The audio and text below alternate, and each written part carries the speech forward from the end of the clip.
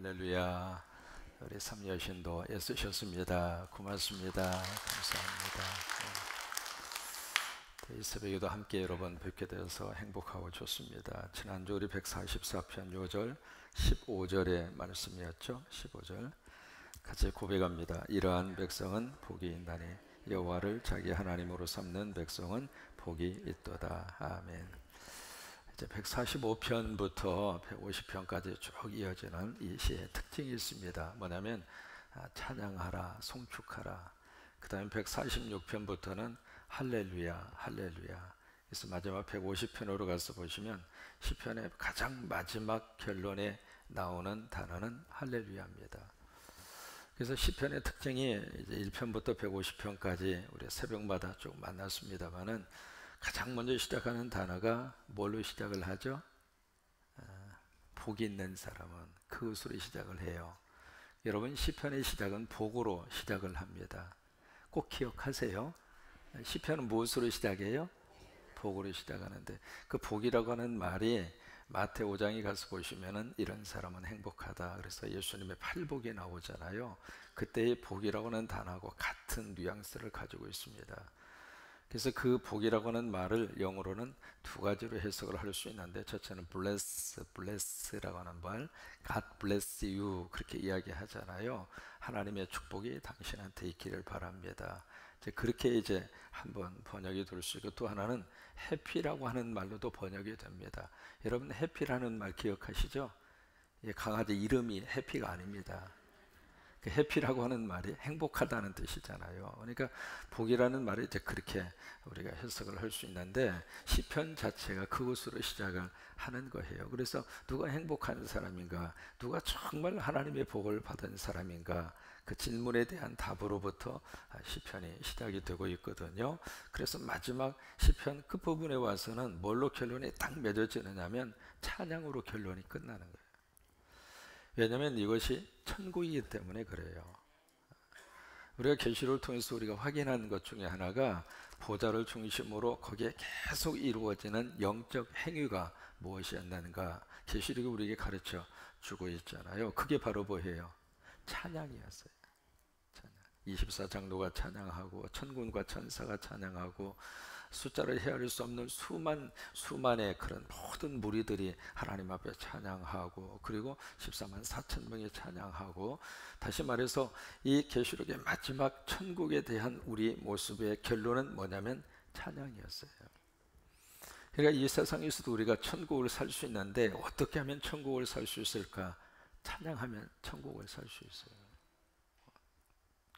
그러니까 환경보다도 더 중요한 것은 우리 속에 영적인 은혜의 태도가 중요한데, 그 태도 중에 가장 중요한 태도가 찬양에 대한 태도예요. 오늘도 여기 계속 보시면은 계속 반복해서 나오는 단어가 있거든요. 그 단어가 바로 뭐냐면 송축하라, 송축이라는 단어입니다. 우리 오늘 번역에는 이제 송축이라는 단어를 쓰고 있습니다만은, 이것이 이제 다른 번역에 보면 그냥 찬양이라고 하는 단어입니다. 우리말로는 송축. 이 송축하라라고 하는 이 말 속에 이제 그 축복한다라고 하는 의미도 담겨져 있고, 또 하나 마음을 담아서 찬송한다라고 하는 뜻을 가지고 있거든요. 그래서 여기에 송축하라라고 하는 말을 다른 말로 말하면 찬송해라, 찬양하라 그 말이에요. 근데 이 단어가 한 번 나오는 것이 아니라 계속 반복해서 그렇게 기록이 되어져 있습니다. 1절에서도 영원히 주의 이름을 어떻게 해요? 송축하리이다. 2절에서도 날마다 주를 어떻게 해요? 송축하고, 영원히 주의 이름을 어떻게 하죠? 송축하고, 3절에 보면 크게 어떻게 해요? 찬양이나 송축이나 같은 말이에요. 약간 이제 번역만 지금 틀리게 했을 뿐이거든요. 그러니까 찬양할 것이라. 그 다음에 4절에 보시면 주께서 행하신 일을 크게 어떻게 해요? 찬양하며. 그 다음에 7절에 보시면은 주의 의를 노래하리이다. 그 다음에 10절에 보시면은 주의 성도들이 주를 어떻게 하죠? 송축하리이다. 그래서 마지막 21절에 보시면 내 입이 여호와의 영예를 말하며 모든 육체가 그의 거룩하신 이름을 영원히 뭐해요? 그러니까 송축으로 시작해서 송축으로 끝나는. 그러면 여기 이제 크게 둘로 나눌 수 있거든요.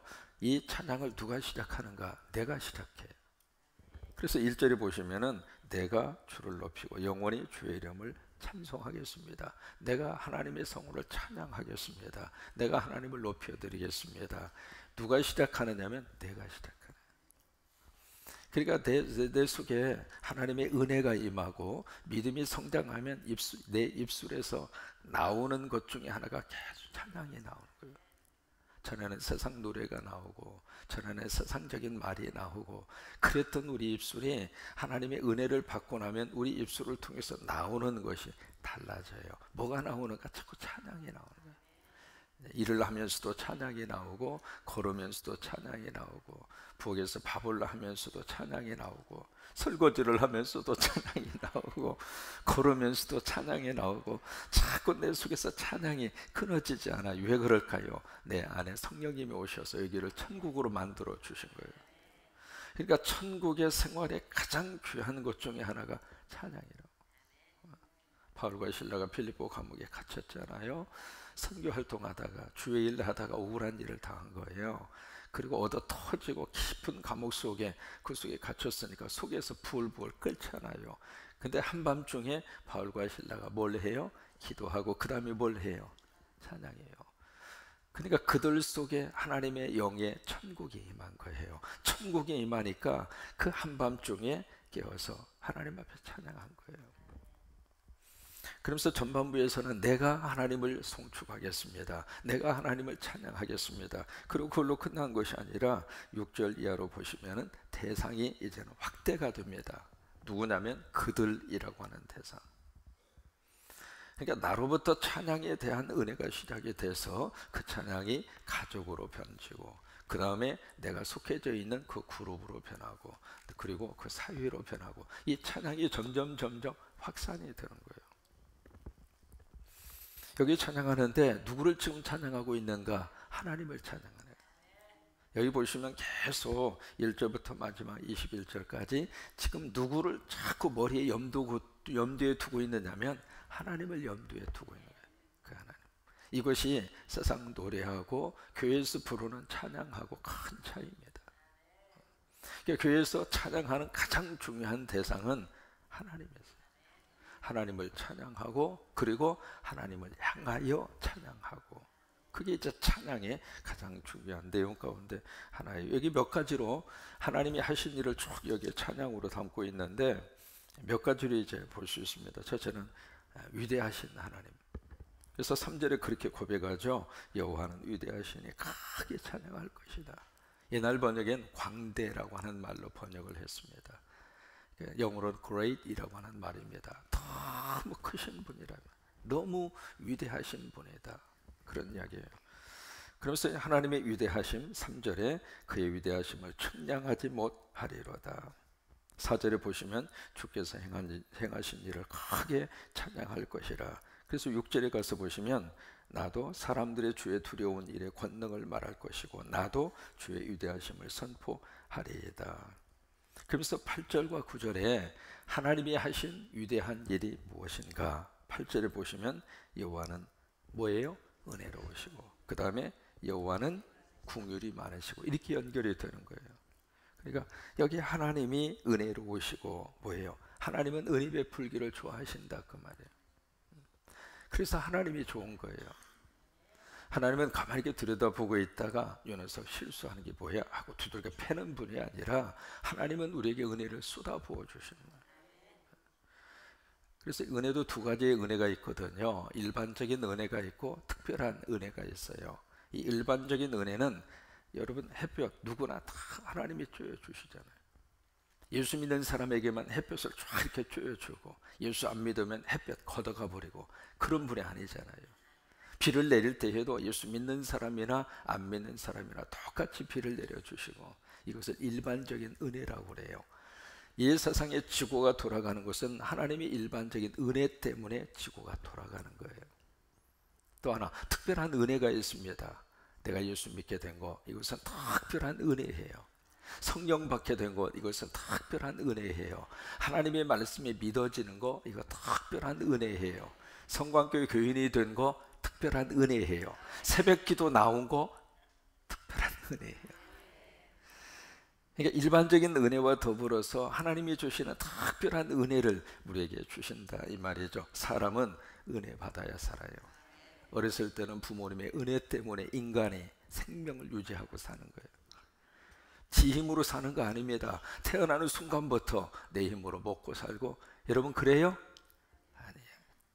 철저하게 부모님이 돌봐줘야 되고, 부모가 먹여줘야 되고, 부모가 24시간, 그 보통 정성이 아니잖아요. 한 생명이 이 땅에서 태어나서 성인이 될 때까지 말할 수 없는 부모의 은혜의 그늘 속에서 사는 거예요. 이제 학교에 들어가면 선생님의 은혜를 우리가 받으면서 공부를 하잖아요. 특별히 오늘이 무슨 날이에요? 스승의 날이에요. 스승의 날. 그래서 우리 자녀들이 좋은 선생님 만날 수 있도록 함께 기도해 주시기를 바라고, 교회 오면은 교회 학교 선생님들이 돌봐주고, 그냥 눈물로 기도해 주고, 말씀으로 양육해 주고, 그래서 우리 교회 학교에 친구들이 믿음으로 성장하고 성숙하고 그런 건 아니겠어요? 그러니까 또 사회에 나가면은 인간관계 속에서, 사람의 은혜 속에서 인간이 살아가게 되어져 있는데, 이 모든 은혜를 주시는 분은 누구냐면 하나님이세요. 그래서 그 하나님께서 하신 그 은혜를 베풀어 주시는 그 하나님의 위대하신 그 하나님을 찬양을 하고 있는 거예요. 그 다음에 8절에 보시면 여호와는 뭐가 많아요? 긍휼이 많으시고. 이 긍휼에 관한 말의 단어가 아주 인상적인 의미를 가지고 있습니다. 영어로 compassion이라고 하는 말인데요, 그 말의 뜻이 뭐냐면 여성의 자궁을 의미합니다. 여러분, 아기가 생명을 잉태하는 것이 바로 거기에요. 그것은 바로 생명을 품고 있는 장소예요. 그러니까 긍휼에 관한 단어의 뜻이 바로 그런 의미를 담고 있는 거예요. 하나님께서 긍휼이 많으시다, 그 이야기는 하나님이 우리를 생명으로 품고 있는 거예요. 하나님의 자녀로 품으셔서 영원한 생명, 천국까지 갈 수 있도록 우리가 노력해서 가는 게 아니에요. 하나님이 거기까지 인도해 주시는 거예요. 여러분, 우리가 비행기에 타고 있으면 내가 운전하고 미국까지 가요? 나는 타고 있으면 되는 거예요. 그 비행기는 누가 끌고 가요? 조종사가 끌고 가요. 그러면 조종사가 조종하고 가요? 아니에요. 지금은요, 비행기 모든 시스템이 다 자동화되어져 있어요. 그래서 버튼 하나 누르면은 제대로 기계가 작동되는 것만 보고 있으면 돼요. 그러면 우리가 믿음의 삶의 여정도 마찬가지거든요. 내가 열심히 노력하고 힘을 써서 거기까지 가는 것이 아니라 우리는 믿음의 거룩한 구원의 방주 안에 있으면 된단 말이에요. 그것은 누가 선택하는가? 내가 선택하는 거예요. 그래서 요한계시록 3장에 있는 말씀대로 내가 문 밖에 서서 문을 두드리노니 누구든지 내 음성을 듣고 그 다음에 뭘 하면, 문을 여는 것은 누가 열어요? 내 선택이라 이 말이에요. 내가 선택을 해서 문을 열면 주님이 내 안에 들어오셔서 나와 함께 먹고 나와 함께 생활하고. 그래서 여기에 8절에 있는 말씀대로 여호와는 긍휼이 많으시고 그런 하나님이세요. 하나님은 우리를 생명사계로 꼭 끌어안아 주셔서 천국까지 하나님의 귀한 은혜의 자리로 하나님께서 우리를 인도해 주시게 될 거예요. 그래서 그 하나님을 찬양하란 말이에요. 그 다음에 8절에 보시면 여호와는 노하기를 더디하시며, 노하지 않는다 그 말은 아닙니다. 노하기는 하셔요. 그러나 더디하시며, 그 다음에 여호와는 인자하심이 크시도다. 인자라고 하는 말이 사랑이라고 하는 뜻이거든요. 하나님의 사랑이 크시다 그 말이에요. 그 다음에 9절에 보시면 여호와께서는 모든 것을 선대하시며, 그 얘기는 하나님께서는 모든 것을 좋게 하신다 이 말이에요. 선하게 하신다 그 말이에요. 그 다음에 그 지으신 모든 것에 긍휼을 베푸시는도다. 그래서 이것이 하나님을 찬양하는 이유 중에 하나예요. 위대하신 하나님. 그 다음에 두 번째로 어떤 하나님을 찬양하고 있느냐면 살림하시는 하나님을 찬양하고 있습니다. 15절에 보시면 모든 사람의 눈이 주를 앙망하오니 주는 때를 따라 그들에게 먹을 것을 주시며. 이 먹을 걸 누가 주셔요? 주님이 주셔요. 주님이. 그러니까 오늘 하루도 하나님께서 때를 따라 먹을 것을 공급해 주시기를 바라고, 그래서 우리가 식사하기 전에 꼭 기도하잖아요. 왜요? 아버지 주셔서 감사합니다. 근데 여러분, 식사기도 할 때 좀 지혜롭게 해야 할 필요가 있어요. 라면 끓여놓고 10분 기도하면 그 라면을 어떻게 먹겠어요? 그러니까 기도도 좀 지혜롭게 해야 할 필요가 있어요. 돌잔치에 가서 돌잔치를 위한 기도를 하는데 그 기도가요 너무 길면 그 애가 자질러집니다. 근데 기도도 참 이렇게 지혜롭게 해야 할 필요가 있거든요. 장례식 기도는 거기에 맞게끔 하고, 그 다음에 식사 기도도 지혜롭게 하고. 아니, 커피 한 잔 놓고 그 기도를 5분을 한다고 생각을 해봐요. 그 커피 식어서 어떻게 먹어요? 그러니까 거기에 맞는 지혜로운 기도가 필요한데, 여기서도 이제 마찬가지거든요. 주는 때를 따라 그들에게 먹을 것을 주시며, 이게 이제 살림하시는 하나님이세요. 16절에 보시면 손을 펴사 모든 생물의 소원을 만족하게 하시나이다. 여러분, 이 복이 여러분 속에 임할 수 있게 되기를 축복합니다. 하나님이 손을 쫙 펴셔서 여러분들의 소원을 만족하게 하시도록. 그때 그 소원을 빌립보서에 보시면 누가 주시는가? 하나님이 주신다고 그랬어요. 소원을 두고 행하게 하시나니. 그러니까 소원은 누가 주느냐면, 성령 받고 은혜 받고 말씀을 받으면 내 안에 하나님이 꿈을 주셔요. 꿈. 근데 그 꿈을 지금 누가 만족하게 하시는가? 하나님이 만족하게 하신다고 하는 거예요. 그러니까 기도하는 가운데 정말 믿음의 꿈과 비전을 가지고.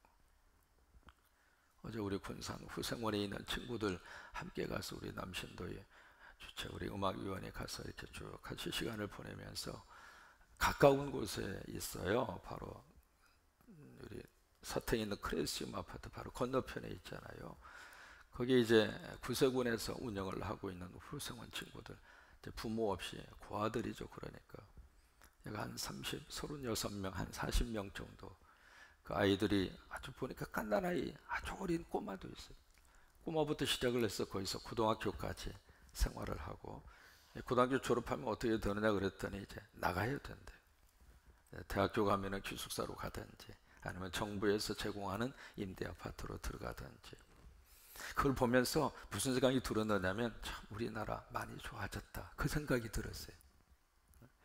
여러분, 부끄러운 통계 중 하나가 뭔 줄 알아요? 지금 한국에서 태어나는 부모, 미혼모 그 아이들이 있잖아요. 그 아이들이 지금 국제적으로 입양되는 그 아이들이 부끄러운 통계 중에 하나가 있습니다.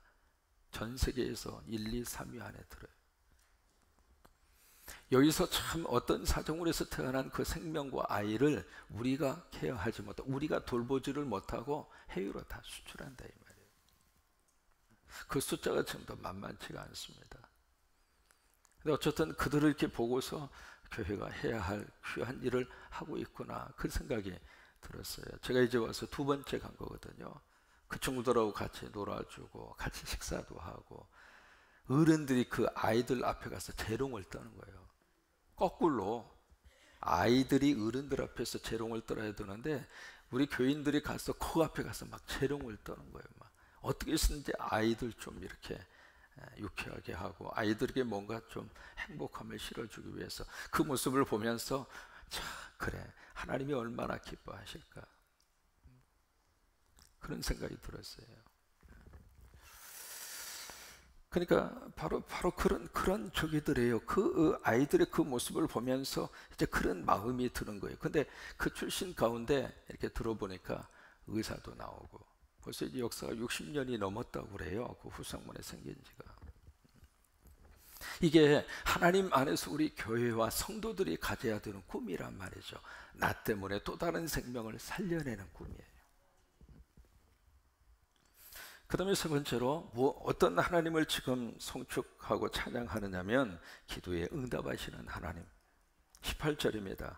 여호와께서는 자기의 간구하는 모든 자, 곧 진실하게 간구하는 모든 자에게 가까이 하시는도다. 19절, 그는 자기를 경외하는 자들의 소원을 이루시며 또 그들의 부르짖음을 들으사 구원하시리로다. 들으시는 하나님, 기도하면 응답하시는 하나님, 그 하나님을 찬양하고 있습니다. 그리고 마지막 1절로 가서 보시면, 여기 이제 이 송축하라 이 말씀에 가장 중요한 선포가 1절에 기록이 되어져 있습니다. 1절에 보시면 왕이신 나의 하나님 이렇게 시작해요. 다윗의 마음속에 지금 다윗 스스로가 왕이잖아요. 근데 다윗의 마음속에 왕은 내가 아니라 지금 누구라는 이야기예요? 하나님이라는 이야기예요. 그래서 왕이 되시는 그 하나님을 나는 송축하리이다. 이게 다윗의 너무 귀한 멋진 다윗의 믿음의 고백입니다. 내가 통치자가 아니라 이 통치자 중에 통치자는 하나님이시라고 하는 사실에 왕 중에 왕은 하나님이라고 하는 사실이에요. 여러분 성경은요 누구를 왕으로 섬길 것인가를 가지고 싸우는 치열한 싸움이에요. 창세기에 선악과 문제 나오잖아요. 선악과 문제 여러 가지로 해석할 수 있습니다만은 선악과는 누구를 왕으로 섬길 것인가 그 문제예요. 근데 거기서 인간이 하나님을 왕으로 섬기는 것을 인정하지 않았어요. 그래서 스스로가 따먹은 거예요. 뭐예요? 내가 왕이 되겠다 그 말이에요. 그러면서부터 바벨탑 사건이 생기게 됐고 거기서부터 인간의 질서가 파괴가 되면서 죄에 대한 문제가 터지기 시작을 한 거예요. 그러면서 결국 복음서로 와서 지금 하나님이 말씀하시려고 하는 것은 진정한 왕은 예수다. 그 선포를 복음서를 통해서 우리에게 하고 있는 거예요. 그래서 마태복음에 가서 보시면은 예수님의 탄생에 대한 이야기를 하면서 동방박사가 나오잖아요. 동방박사를 통해서 터져나온 단어가 왕이라고 하는 단어예요. 왕이라는 단어. 그러니까 우리가 예수님을 믿으면 예수님이 나의 왕이 되시는 거예요. 주님이 나의 구주가 되신다는 이야기는 예수님은 나의 왕이 되신다 그 말이에요. 그 왕이 된다고는 사실에 대한 믿음의 고백이 주여라고 하는 고백이에요. 우리가 주여 그러잖아요. 그 이야기는 뭐냐면 예수님이 나의 왕이십니다 그 말이에요. 근데 우리가 주여 그리고 속으로는 나여 그러면 이게 안 맞는 거예요. 왕으로 모시는 그분의 말씀 앞에 우리가 순종하고 그건 당연한 거 아니겠어요? 왜? 왕 되시는 그분의 우리가 신하로 산다면, 백성으로 산다면 그 왕의 말에, 왕의 통치에 우리가 따르고 그리고 순종하고 그건 당연한 거잖아요. 그래서 여기서 다윗이 이 찬양을 시작을 하면서 참 멋진 고백을 여기서 하고 있는 거예요. 왕이 되시는 나의 하나님, 그 하나님을 내가 송축하겠습니다. 높여 드리겠습니다. 영국의 역사 가운데 몇 사람 걸쭉한 인물이 영국의 역사 가운데 나옵니다. 그 중에 한 사람이 빅토리아라고 하는 여왕입니다. 이 빅토리아 여왕은 18살 때 여왕이 돼서 64년 동안 영국을 통치합니다. 그분이 이제 이 실제로 그려놓은 저기 이렇게 보면은 키가 그렇게 크지 않습니다. 그리고 미안합니다만은 얼굴에 여성으로서의 얼굴이 별로 그렇게 받쳐주는 얼굴이 아닙니다. 그런데 18살에 여왕으로 올라가서 64년 동안 영국을 통치하는데 그분이 영국의 여왕이 됐을 때 그때 이제 산업혁명이 막 일어날 때입니다. 그래서 여기저기에서 산업혁명이 18세기에 막 일어나면서 막 뒤숭숭한 그런 상황에서 18살 어린 소녀가 도대체 이 나라를 제대로 통치할 수 있을까? 그죠? 누구도 그걸 그래서 모두가 다 의아한 마음을 가지면서 그렇게 했어요. 그런데 이 빅토리아 여왕이 영국 64년 동안 통치하면서 어떤 나라로 만들었는가? 우리가 아는 것처럼 해가 지지 않는 나라로 바꿉니다.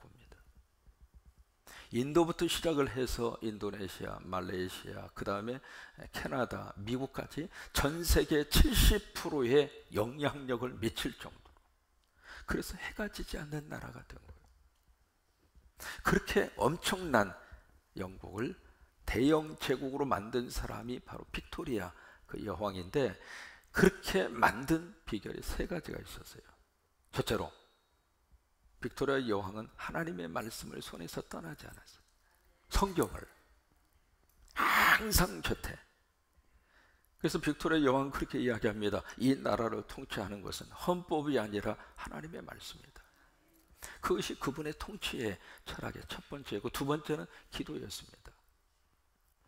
참 무릎으로 그 나라를 다스렸어요. 그러니까 무릎으로 나라를 통치하는 나라는 하나님께서 그 나라를 들어 쓰셔요. 머리로 나라를 통치하는 나라는 복잡해요. 근데 무릎으로 그 나라를 통치하는 지도자, 무릎으로 그 나라의 백성을 품는 지도자가 있는 나라는 하나님이 그 나라를 돌봐주셔요. 세 번째가 중요합니다. 빅토리아 여왕은 그가 여왕으로 딱 등극하면서 한 말이 있습니다. 진정한 우리나라의 왕은 예수 그리스도다. 그 이념으로 통치를 했어요. 그렇게 해서 64년 동안 그렇게 멋지게 그 나라를 일군 사람이에요. 그래요. 오늘 1절의 말씀 다시 한번 고백할까요? 어떤 하나님? 왕이신 하나님. 그래요. 왕이신 누구 하나님? 나의 하나님. 다른 사람의 하나님이 아니라 나의 하나님. 왕이신 나의 하나님, 내가 주를 높이고 영원히 주의 이름을 송축하리이다. 이 은혜의 축복이 오늘 하루도 여러분 속에 충만히 임하시기를 주의 이름으로 축원합니다.